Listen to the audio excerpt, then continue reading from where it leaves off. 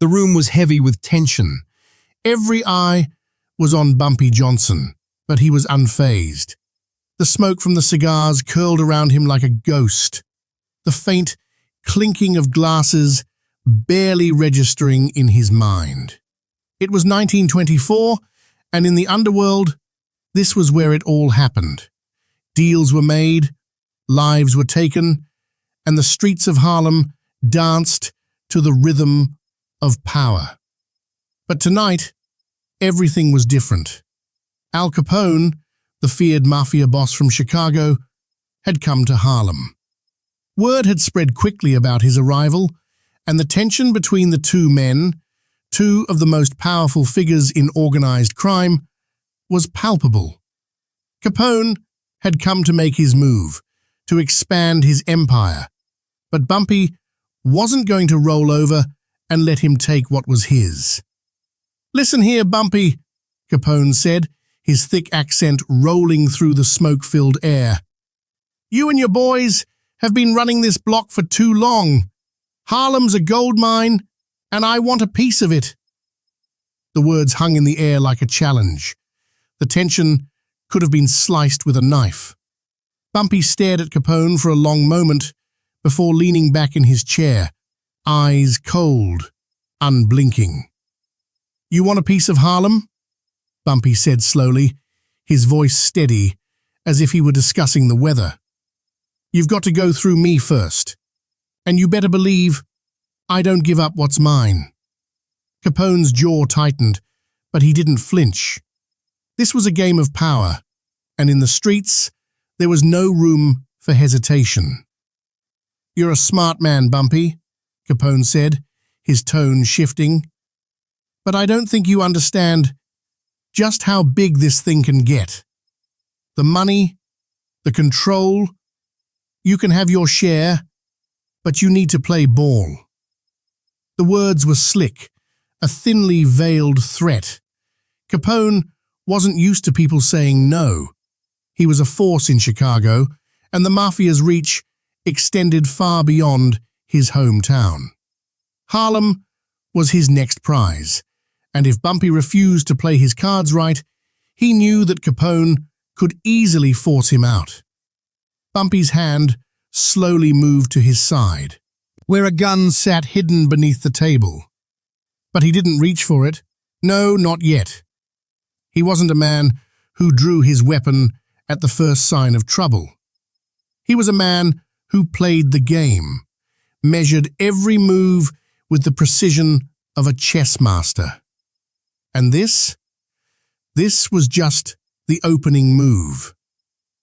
"I don't play by your rules, Al," Bumpy said, his voice hardening. "And if you want to make a play for Harlem, you're going to learn that the hard way."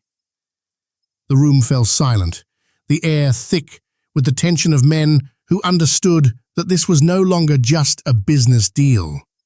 This was a battle for control, a fight for dominance in a city that had belonged to Bumpy for years. But Capone wasn't one to back down from a challenge, and the stage was set for a confrontation that would shake Harlem to its core. Bumpy Johnson, born in 1905 in Charleston, South Carolina, wasn't supposed to make it. The odds were stacked against him from the start. Poverty, racism, and a system built to keep him down. But Bumpy was different. From a young age, he had learned the rules of survival in the harsh streets of Harlem. He understood the value of loyalty, of respect, and above all, the importance of making sure that no one ever doubted his power. By the 1920s, Harlem had become the epicenter of the Black Renaissance, a cultural and artistic explosion that drew people from all over the country. But behind the glitz and glamour, Harlem's streets were ruled by men like Bumpy Johnson, men who ran the numbers game, controlled the gambling, and held the real power in the city. Bumpy was one of them, a king in a world of crime. Unlike the other criminals in Harlem, Bumpy had a sense of loyalty that was unmatched. He wasn't just a businessman, He was a protector, a figure who looked out for the people who lived in his neighborhood. He didn't just control Harlem for personal gain, he understood the power dynamics, the balance that kept everything in place. And that balance was his to maintain. To him, Harlem was more than just a territory, it was home. But Bumpy's rise wasn't without its challenges. He had fought tooth and nail to carve out his place in the underworld, building a criminal empire that extended far beyond the streets of Harlem. He had made alliances with the mafia, built relationships with law enforcement, and kept his enemies at bay with an iron fist. It was these alliances that made him such a formidable force. The mafia, while powerful, understood the value of Harlem, and they understood that Bumpy Johnson was the man who controlled it. But when Capone's men began to make moves on Bumpy's turf, everything changed. Capone had always been hungry for more power, and his eyes were now set on the streets that Bumpy had claimed as his own. The only question was whether Bumpy would let him take it, or whether he would fight to protect what was rightfully his. Capone had made his intentions clear. He wanted Harlem, and he would stop at nothing to get it. His men began to move in, setting up operations in key areas of the city, making their presence known. The tension between the mafia and Bumpy's crew was palpable. Everyone knew something had to give. Bumpy wasn't a man who tolerated disrespect, and the mafia's advances weren't just an insult, they were a challenge to his authority. Capone had crossed a line, and Bumpy wasn't about to let him get away with it. But the challenge wasn't just Capone, it was the entire mafia apparatus, the vast network of men and money that Capone controlled. Bumpy was about to go up against an empire. The first sign of trouble came when one of Bumpy's trusted men was found dead, an obvious message from Capone's crew. It was a clear warning. Back off, or the next one would be you. Bumpy's anger simmered, but his mind was clear. He knew that if he acted impulsively, he would lose everything he had fought for. This needed to be handled carefully. Capone thinks he can come into Harlem and take what's mine, Bumpy muttered to himself. He's about to learn that Harlem doesn't belong to anyone but me. The tension in the air thickened. Bumpy's crew doubled their efforts to protect their turf, but they also prepared for the inevitable clash with Capone's men. It was no longer a matter of business. It was a matter of survival, of showing Capone that Bumpy Johnson wasn't a man to be crossed. The stakes had never been higher. Harlem was on the brink of a war that would determine who controlled the streets and who would rise as the true king. The day of reckoning arrived, as inevitable as the night. Bumpy knew it wasn't enough to sit back and wait for Capone to make the first move. He had to strike first, show the world that no one could come into his territory and expect to walk away unscathed. So, the plan was set into motion. Bumpy and his men gathered in a safe house just outside Harlem, where they could plan without the prying eyes of the mafia. The air in the room was thick with tension, the kind that only a real war could bring. As Bumpy sat at the head of the table, his gaze steady, his men knew that they were about to step into a fight that would determine the future of Harlem, and possibly their lives. "We're not just fighting for money," Bumpy said, his voice low but commanding. "We're fighting for respect, for loyalty, for everything we've built here." Capone thinks he can walk in and take it. He's got another thing coming. Tony, Bumpy's trusted enforcer, stood up and slammed his fist on the table. We're with you, Bumpy. We take Harlem back, no questions asked. Bumpy nodded, his expression never wavering. This isn't going to be a clean fight. We hit them hard, hit them fast, and we don't stop until they know who rules this city. The plan was simple. Take out Capone's supply lines, cripple his operations, and force him into a position where he had no choice but to negotiate with Bumpy. It was a risky move, but in the world of crime, the riskiest moves were often the most rewarding. The first blow came at the docks, where Capone's men had been smuggling illegal goods into the city.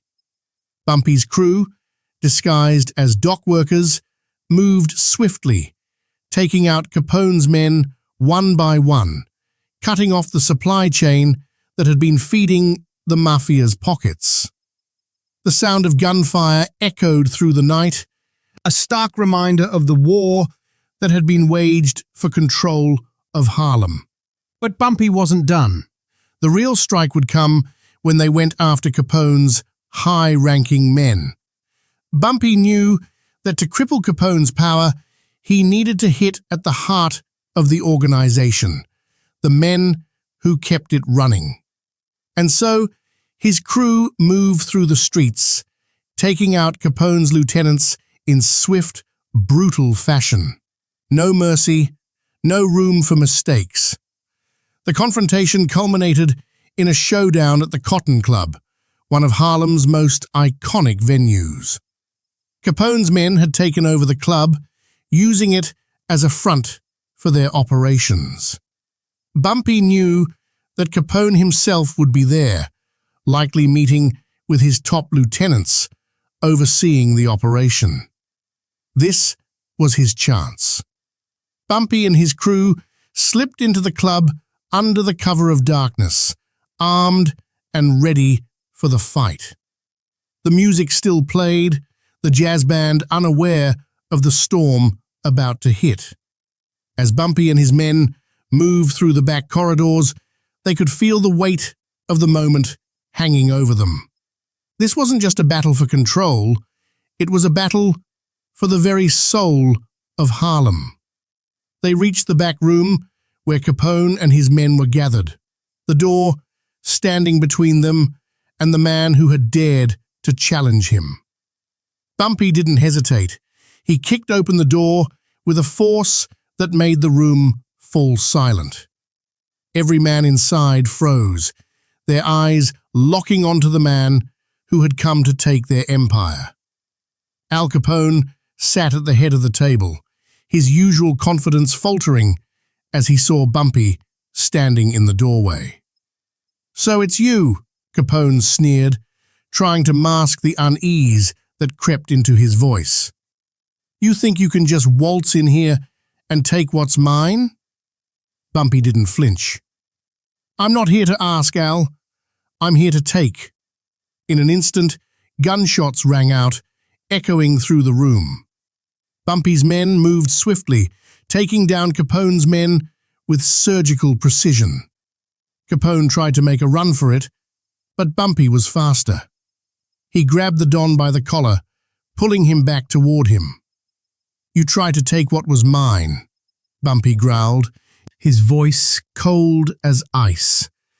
"And now you're going to learn what happens when you mess with me." With a swift movement, Bumpy shoved Capone into a chair. The mafia boss, now helpless, stared up at him, his eyes filled with both fear and grudging respect. Bumpy didn't waste time with threats or pleasantries. He'd already made his point. This wasn't about negotiations anymore. This was about survival. "I'm taking back what's mine," Bumpy said. "And you? You're out. You'll never touch Harlem again. You're done here." Capone, realizing the gravity of his situation, nodded reluctantly. He understood now that his empire was crumbling, and Bumpy Johnson was the one who had brought it down. The power dynamic had shifted. Harlem was no longer a prize to be fought over. It had a king, and that king was Bumpy Johnson. When the smoke cleared, Capone's men were either dead or scattered, and the mafia's influence in Harlem had been effectively wiped out. Capone, though not physically harmed, had lost the most important thing: his power. His reputation in the city had been shattered, and the realization that he had been bested by Bumpy Johnson, a man who had never bowed to the mafia, was a bitter pill to swallow. In the immediate aftermath, Bumpy didn't gloat. He didn't need to.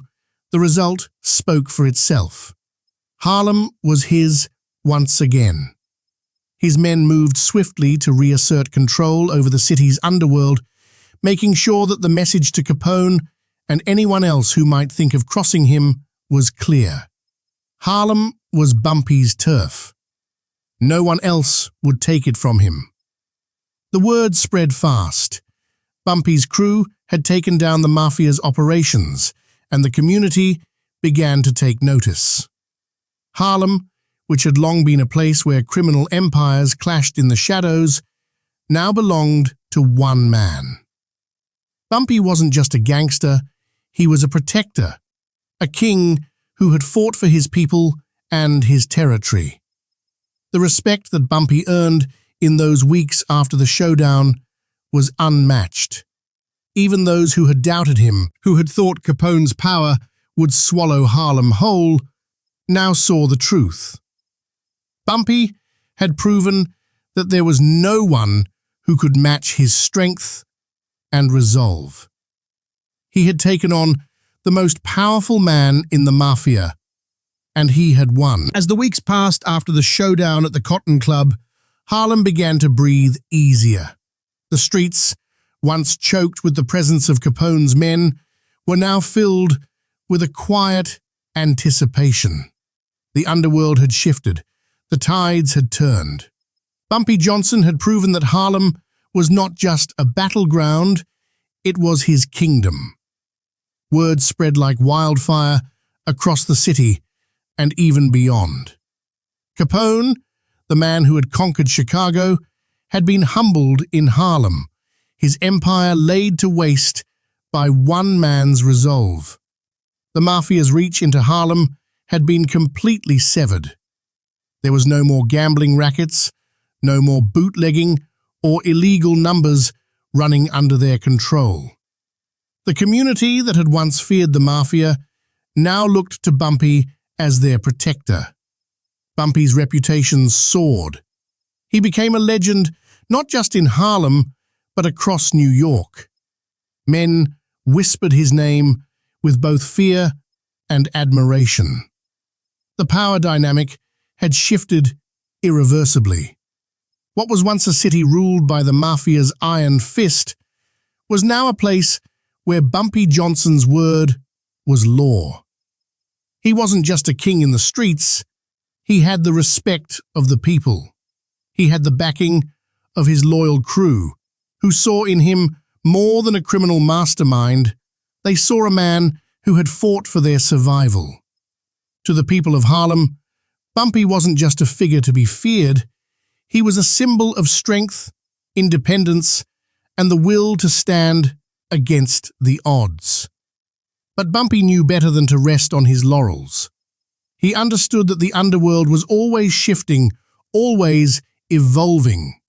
New players would come, new challenges would arise.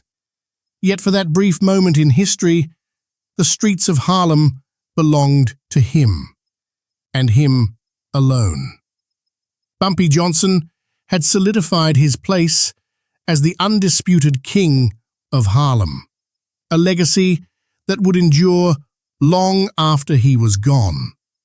Bumpy Johnson's game with Al Capone wasn't just about defeating the mafia, it was about redefining the rules of the game itself. In a world where power was measured by control and fear, Bumpy showed that it wasn't enough to dominate through force alone. It took more than muscle to win. It took intelligence, loyalty, and an unwavering commitment to your people. That night in 1924, Bumpy didn't just defeat Al Capone. He sent a message to the world. Harlem was his, and anyone who thought they could take it from him would face the consequences. Capone had come to Harlem with arrogance, but it was Bumpy who walked away victorious.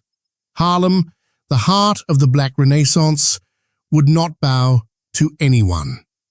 And it was Bumpy who would make sure of that. The story of that showdown, of Bumpy's defiance against the mafia, would be told for generations to come. It became the stuff of legends, a tale of one man's rise, his struggle, and his ultimate triumph over the most powerful criminal empire in the world. But beyond the violence, the betrayal, and the bloodshed, Bumpy's legacy was built on something far deeper. His ability to protect what he loved, to defend his people, and to carve out a space for himself in a world that had always been stacked against him.